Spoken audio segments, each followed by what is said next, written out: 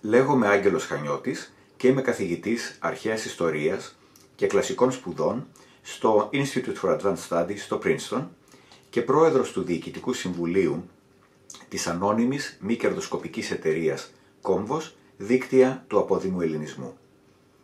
Η εταιρεία μας ιδρύθηκε τον Νοέμβριο του 2021 από επιστήμονες, επιχειρηματίες και διανοούμενους τόσο της Ελλάδας όσο και του απόδημου ελληνισμού με στόχο την καλύτερη αξιοποίηση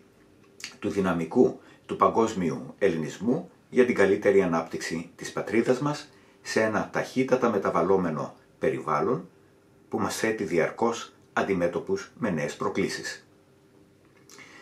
Ο Κόμβος επιδιώκει να αποτελέσει εκολαπτήριο ιδεών για συγκεκριμένες, άμεσα εφαρμόσιμες δράσεις που οδηγούν σε απτά αποτελέσματα.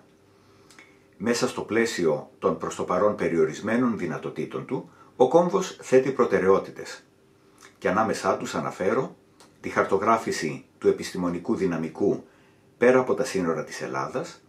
την καλύτερη συμμετοχή των απόδημων στη διαμόρφωση στρατηγικών για την Ελλάδα και τη λήψη αποφάσεων στην Ελλάδα,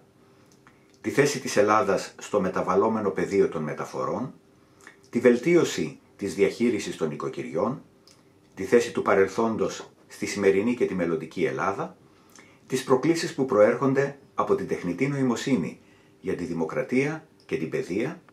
και φυσικά, και αυτό ήταν από την αρχή μια από τις προτεραιότητές μας, οι προκλήσεις στο γενικότερο χώρο της υγείας, από την ψυχική υγεία ως τη βιοτεχνολογία. Η ιστοσελίδα μας, komvospavlanode.org, θα σας δώσει περισσότερες πληροφορίες για τους στόχους και τις δράσεις μας.